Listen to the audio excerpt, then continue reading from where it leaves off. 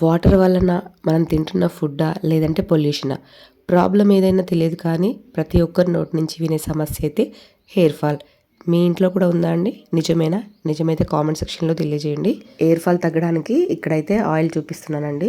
100% తగ్గుతుంది, హెయిర్ చాలా పెరుగుతుంది అని అయితే స్టేట్మెంట్స్ అయితే ఇవ్వను. జుట్టు ఊడడానికి ఎన్నో రీజన్స్ ఉంటాయండి. మన ప్రయత్నంగా మనం చేసుకుంటూ వెళ్ళడమే. ఇలాంటి వాటితో ఫుడ్ కూడా కరెక్ట్గా తీసుకొని మన బాడీలో ఏదైనా విటమిన్ డెఫిషియన్సీ ఉంటే దాన్ని కూడా కంట్రోల్ చేసుకుంటూ చేస్తే రిజల్ట్స్ అయితే కంపల్సరీ ఉంటాయి. ఇక్కడ నేనైతే యూస్ చేస్తున్నవి డీటెయిల్గా చెప్తాను. ఆకులలో మందారము, తులసి, కరివేపాకు, వేప, నిమ్మ, గోరెంటాకు, ఉసిరికాయ, ఆలవీరా, చిన్న ఉల్లిగడ్డలు, మందారం పువ్వులు, మెంతులు, కలంజీ సీడ్స్ అంటే నల్ల జీలకర్ర అంటాం కదా అది, లాస్ట్లో వచ్చేసి రోజ్మెరీ.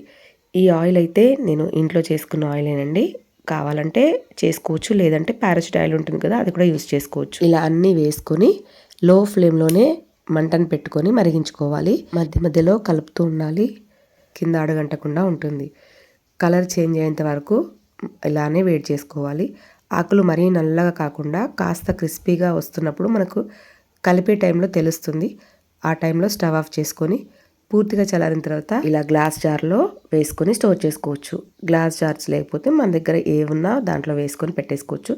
గ్లాస్ అయితే కొంచెం ఎక్కువ రోజులు స్టోరేజ్ ఉన్నా మనకు స్మెల్ రాకుండా ఉంటుంది. ఇక్కడ నేను ఆయిల్ కోసం యూజ్ చేసిన ప్రతి ఒక్కటి ఏదో ఒక రకంగా మన హెయిర్కి, స్కాల్ఫ్కి యూజ్ అవుతుంది, అందుకే వేసాను. మీ దగ్గర అన్నీ ఉండాలని ఏం లేదండి, ఏవి అవైలబుల్గా ఉంటే వాటితో ఆయిల్ అయితే చేసుకోవచ్చు. మెయిన్గా ఉసిరి, మందారాన్ని మాత్రం స్కిప్ చేయకండి. ఆయిల్ మరి జిడ్డుగా అయితే ఏముండదండి. మీ వీలుని బట్టి వీక్లీ 2 to 3 times అప్లై చేసుకోండి. వాయిస్ కొంచెం బాగాలేదు, ప్లీజ్ అడ్జస్ట్ అవ్వండి. నిజంగా ఈ వీడియో యూస్ఫుల్ అనిపిస్తే లైక్ చేయకుండా మాత్రం వెళ్ళకండి. మీ ఒపీనియన్ని కామెంట్ సెక్షన్లో తెలియజేయండి. కొత్తగా చూస్తున్న వాళ్ళు సబ్స్క్రైబ్ చేసుకోండి.